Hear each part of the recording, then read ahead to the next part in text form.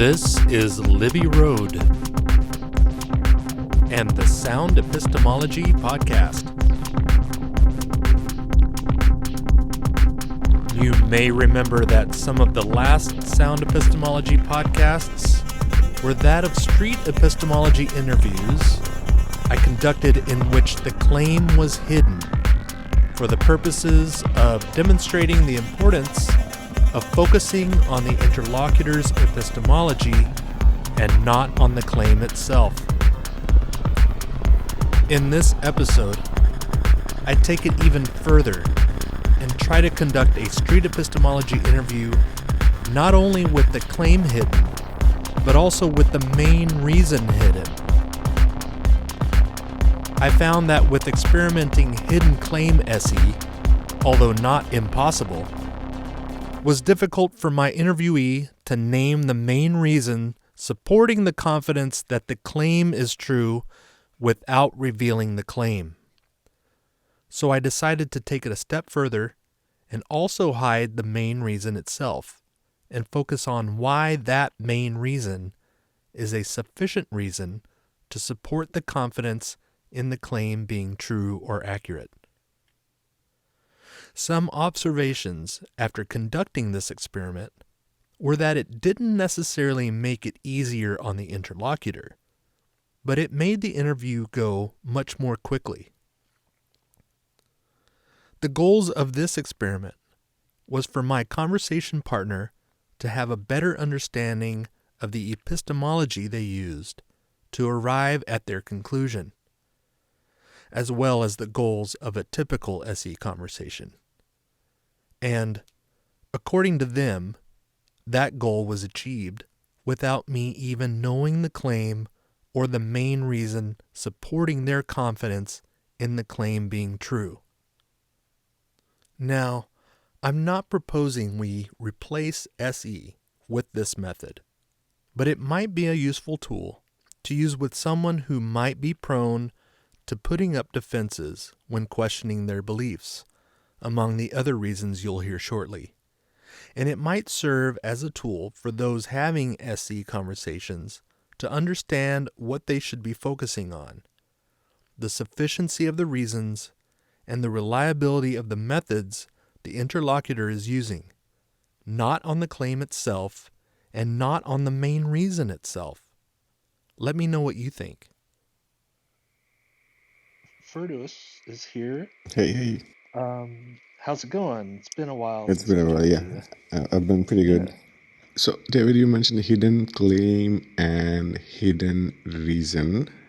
I do not know what either of the term means because I missed whatever earlier session you have had. Yeah, no Briefly. problem. Yeah, I'll fill you in.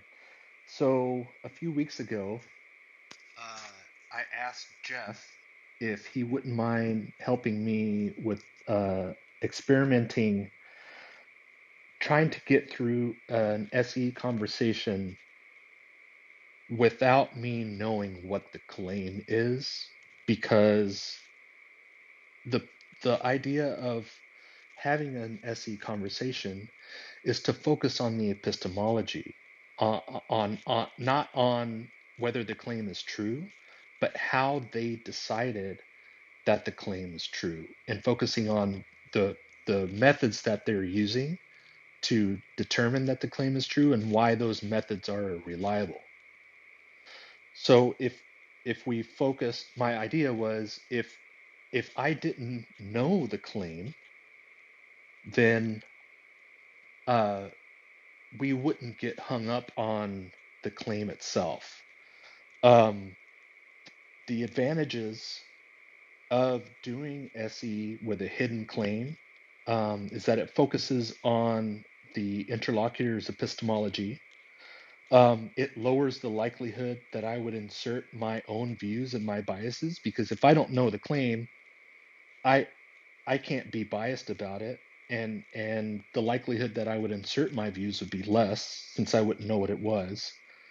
And since the interlocutor understands that I don't know the claim, that would allow them to think more openly about it without the need to get defensive. The tendency to bloviate is lower.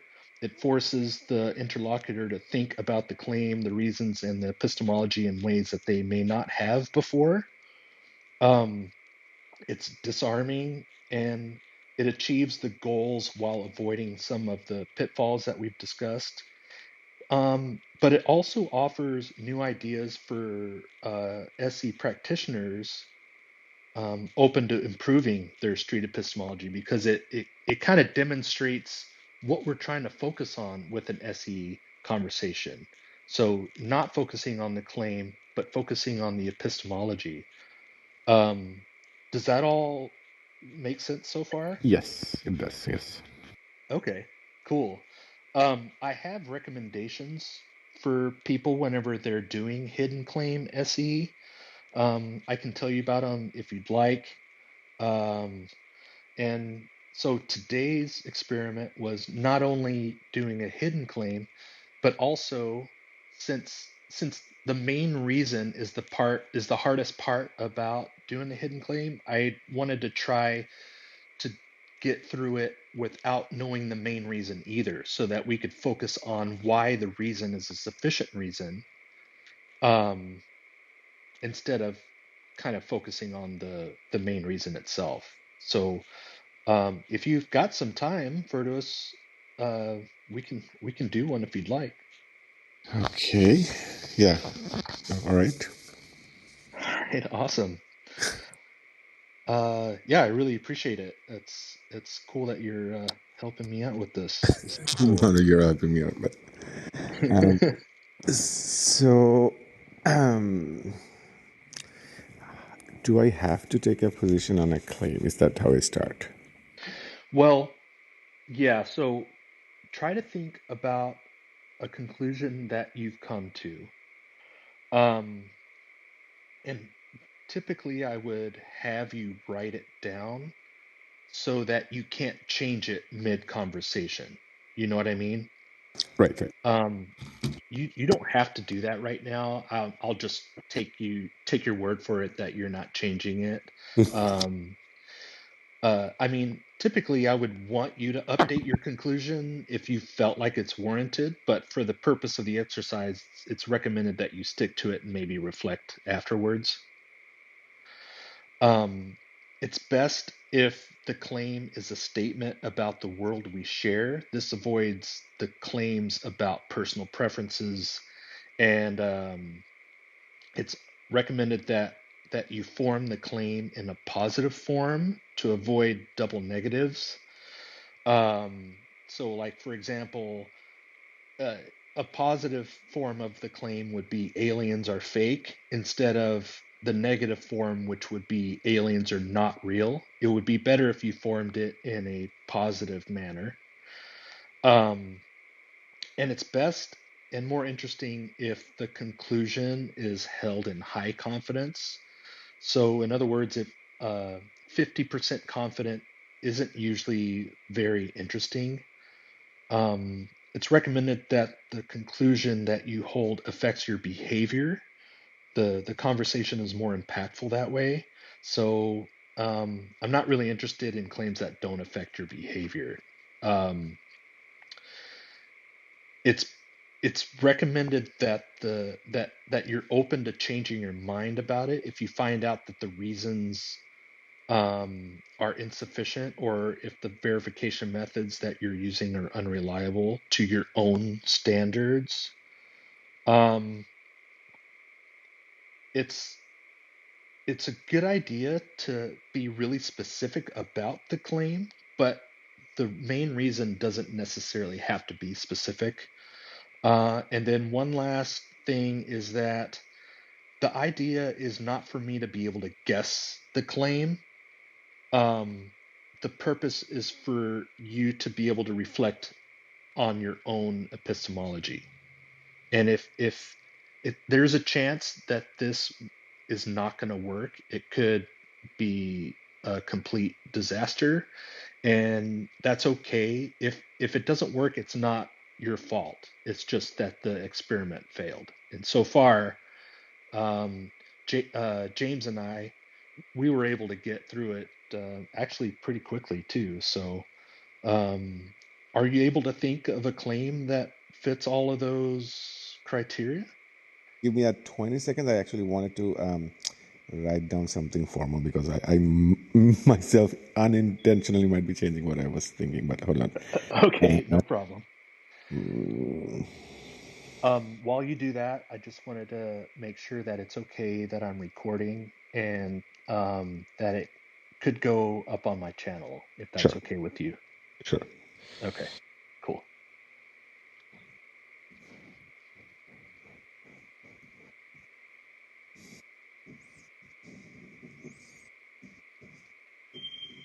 Okay. All right, awesome. Okay.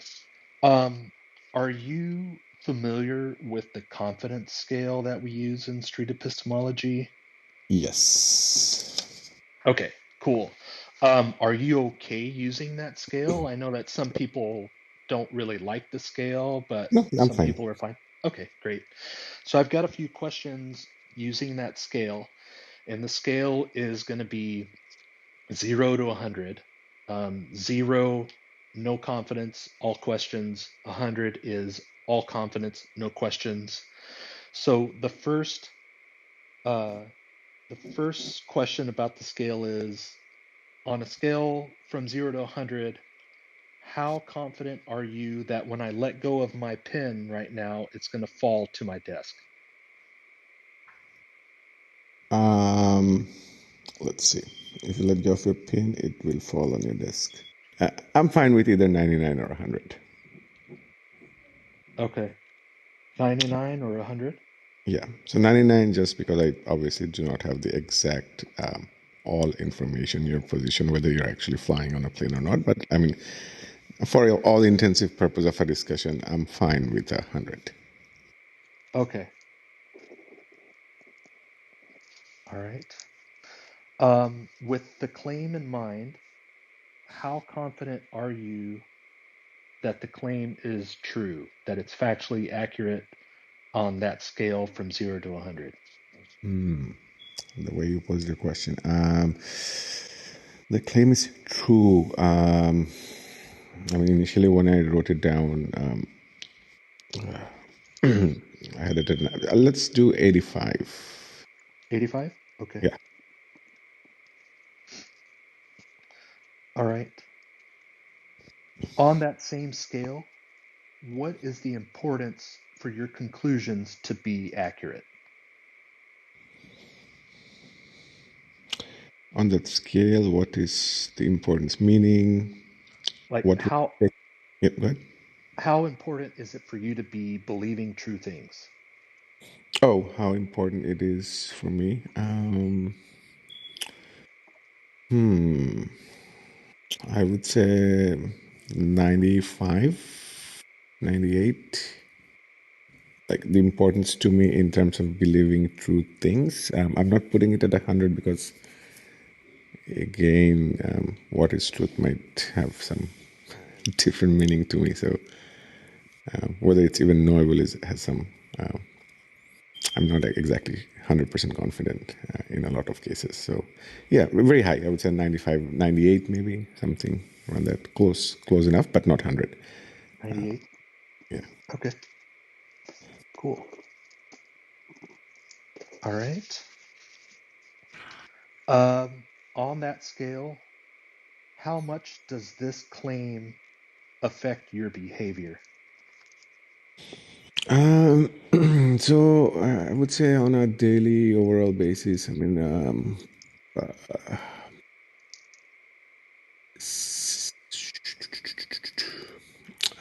so I'm having a difficulty in. So it so since it is one of the things that I hold to be true with a significant amount of confidence, which was 85, I would like to think I act consistently in a way that it's 85. So anything different from 85 would be weird. I think that itself was what led me to give you the number 85. So yeah, I would say 85. 85. Okay. All right. And so this will be the last question about the scale. Sure. Um, think about the main reason that holds up your confidence that the claim is true. How much on this scale does that reason affect your confidence? Uh, can it be more than one reason?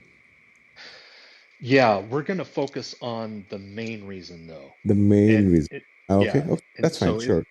if you Primary think reason, about that right? main reason, yeah, Yeah. if you think about that main reason, how much does that reason affect your confidence that the claim is true? Um, I would say probably 50. 50? Yeah. Just a quick question. Sure. Since I'm thinking of the primary reasons, sorry, think I'm only thinking of the primary reason. There are other reasons that are not primary.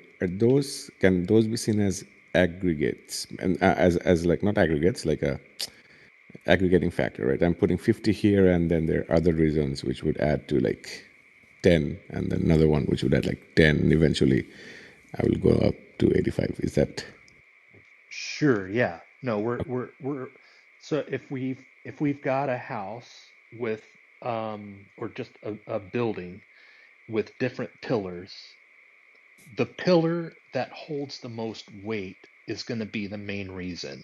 And so I'm asking how much does that pillar hold up that right? building? Sure. And Yeah. you're saying 50? 50. Yeah. Okay. Okay.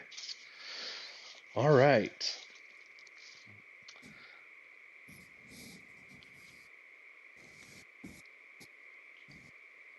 So think about that main reason. And my question is, why is that reason a good reason? Why does that reason hold 50% up of the claim being your confidence that the claim is true? Why is that reason a good reason? Yeah. Mm, why do I think it's a good reason? Yeah. Why is that reason a good reason for people to believe stuff? Oh, okay. So, I think when someone forms a belief, uh, part of it is how you understand the world. Part of it is how you understand yourself, right? And hence, so do I tell you the primary reason or not? Like, or Yeah, this is probably going to be the hardest part of this right? whole conversation. Okay. Um, if you're able to keep the main reason hidden, Mm-hmm. but still tell us why the reason is a good reason, that would be preferable. Okay. And hence I said a 50, right? I didn't say it was a Mhm. so when the question is posed, why is it a good reason? I was thinking of it as a decent enough starting point. I necessarily don't think it's an actually a very reliable good reason, but kind of a starting point. I wouldn't necessarily say it's bad, right? Yeah, I would give that I'm more tilted towards something that's good. So why do I think that's a good reason? I think it's an essential part of. It's an essential part that's required to form any sort of belief. Okay. The reason is 50% Mm-hmm. good or 50% sufficient because it's an essential part of forming beliefs about understanding the world and ourself. Right. Okay. Okay. Couple more questions. Think about the claim that you've got. Mm-hmm. Is there a way? to test this claim to see if it's true or not true? Yes. Okay. Are you able to talk about the test while also keeping the claim and the main reason concealed? Yes, I think so. Okay. Um, Let's hear about the test. I'm measuring some characteristics about people, and I can think of experiments in different, not necessarily experiment. Actually, no, I cannot do a experiment in a clinical setting, but I can take data from the nature outside, and in very simple, easy terms, plot it on an x and y axis, right? And kind of draw inference from that. So here are people who has some characteristics, and what drives those characteristics. I think I can figure out what is it that's making people the way they are in some sort of a fashion, right? Okay. So, you're taking the test basically is taking data from nature to use inductive reasoning. Would that be would that be accurate? Inductive, general to specific. Yes, that would be accurate. Sorry, Okay. sorry, so not inductive, general to specific, specific to general. Yes, that's correct. Yes, inductive. Okay. Great. Okay. Um, is there a way to tell if this claim was not true? Is there a way to tell if this claim was not true? I don't know, but I think there are ways that would lower or increase my confidence based on the data that I get and also the primary reasons. Right. So the data aspect is not the primary reason. The other aspect is. I mean, Okay. as we run experiment, right? And since you asked, can we run experiment, and my my answer was yes. So, depending on the result of the experience, obviously, it will affect that thing, which is the other part, the between the 50 and the 85. But that 50, that can also move, I think. Got it. So, um, so if you were to find data uh, that would um, that would show that the claim was not true, that would be a way to falsify it. Is that kind of what you're saying? Falsification is difficult, I think, because it's kind of a qualitative kind of a measure, not a binary kind of a statement. But yes, it would significantly, I think, move it from 85 to, let's say, 50, or 85 to, let's say, I don't know, 95, 96, something like that. Okay. Okay. So there is criteria that would raise or lower your confidence, and that's based on the data that you were getting from nature. Correct. Okay. Okay. Are you able to talk about what would raise your confidence that this claim was true from 85 to 95, like you said? Right. I think so. One of them is the stuff, the data from nature that we're talking about, and the other is, which I'm not telling you what it is the primary reason, right?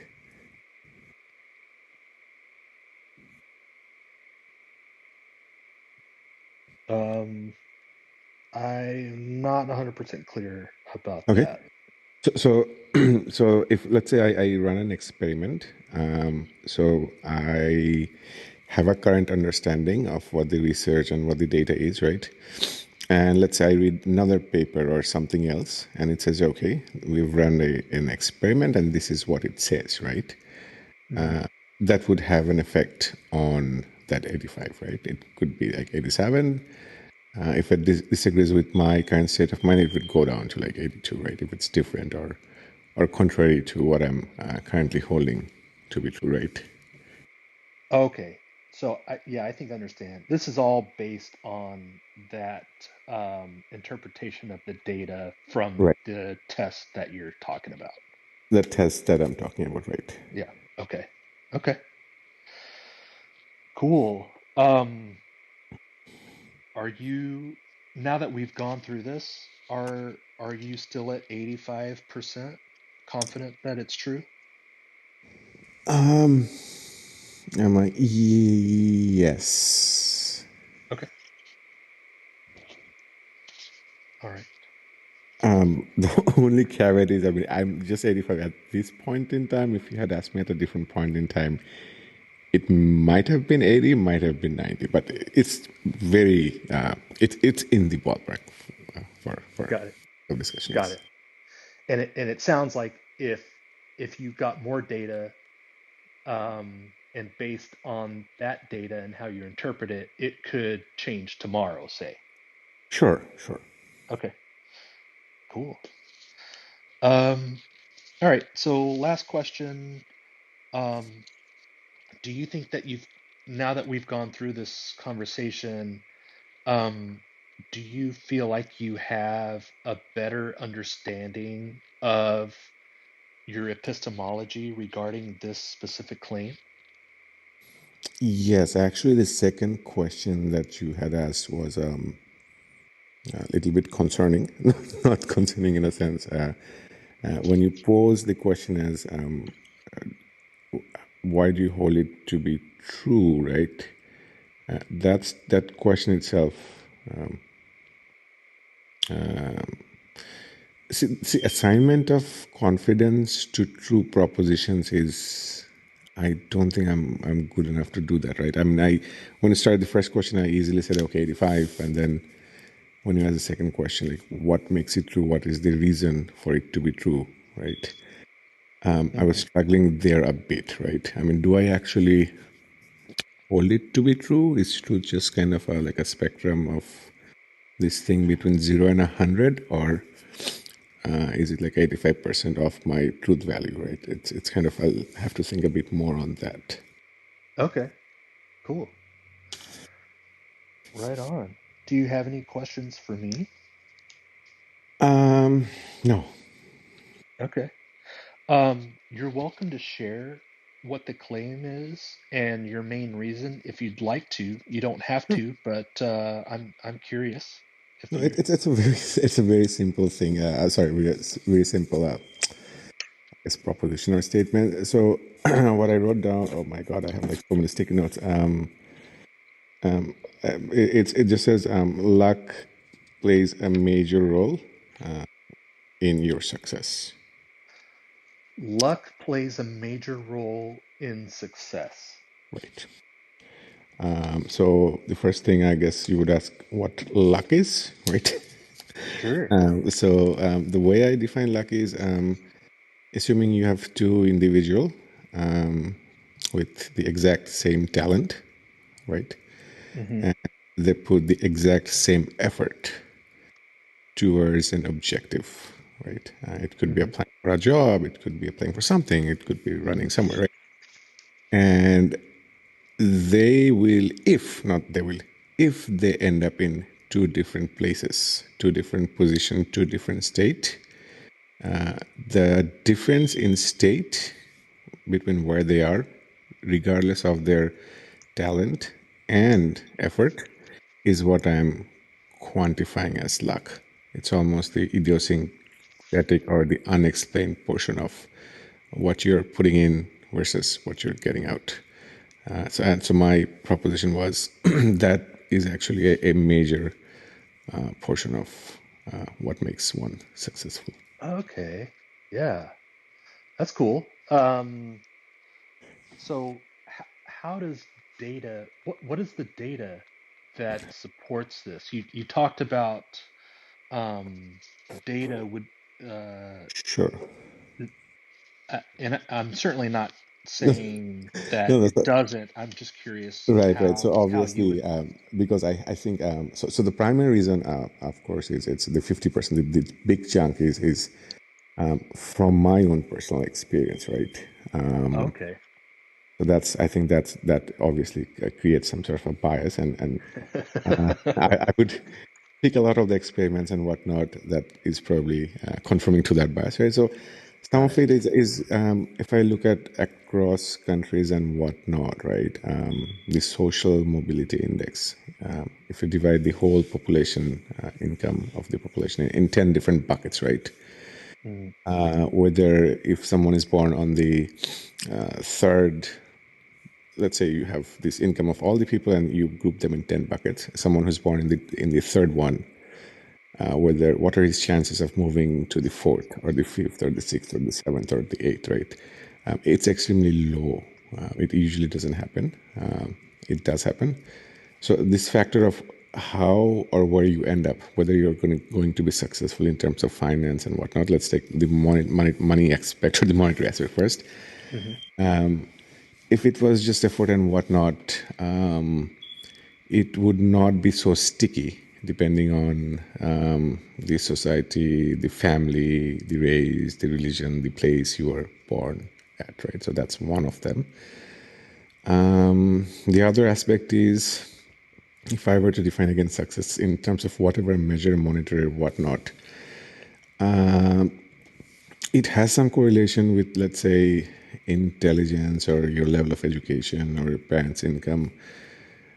But the distribution of income and intelligence is it's very different to me, right? So when you define success, I cannot correlate it with some sort of just effort and intelligence, right?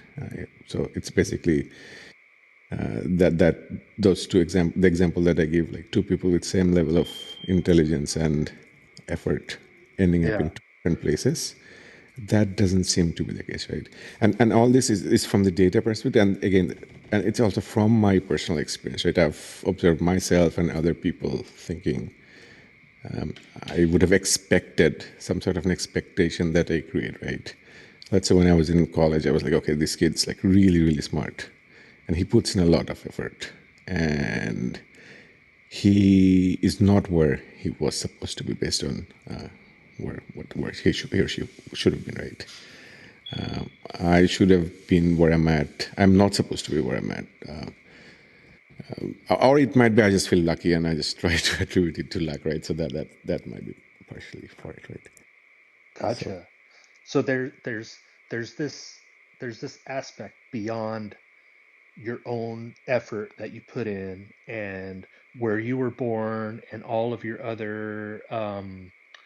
the other aspects that come into play. There's this other aspect that also plays into it, and that's what you're calling luck.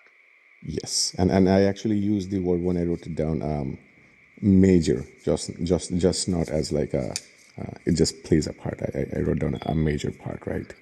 Luck plays a major part amongst Major, all those other factors. correct. So regardless of your effort or talent or whatnot, the Okay. unexplained piece is actually going to determine your path. Not necessarily it has to be random or non-deterministic, but to me that's how I view the world, right? And when you were trying to asking me to think of an example, right? So I was thinking, what is something that I believe and I kind of fashion my life in a way which I do in a lot of senses, right? Hmm. So I mean, I truly fashion my life in that sense. It's like at the end of the day, a lot of it is luck. I obviously have some influence, but I don't think it's going to be major. But it doesn't mean that I wouldn't stop trying or trying my best, right? It's not mutually exclusive, but I'll Yeah. give it a try. But end of the day, I think that's the major piece. It sounds like you wouldn't necessarily rely on luck, even though it plays a major part in success. Right, and that's because I don't have any other option other than to give my best, though, right? Because it's going to do whatever it's going to do, and which it will do. But I'll still have to do my best. Let's say for a second that um, that it wasn't luck, this other aspect. Um, What else could it be? If it was not luck, it would be effort, perseverance, determinism, willingness, grit. What else? Tons of things that a person can do. And to me, nothing really matters, right?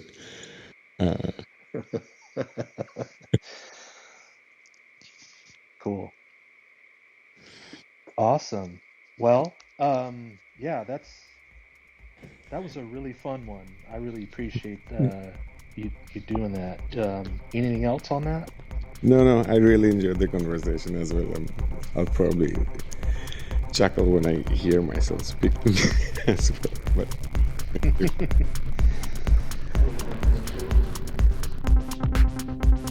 And there you have it. I'm interested to hear what you think about this experiment. You can find us here on this YouTube channel, the Sound Epistemology Facebook group, on Twitter at SND Epistemology, and on the Clubhouse discussion app. Until next time, keep asking questions.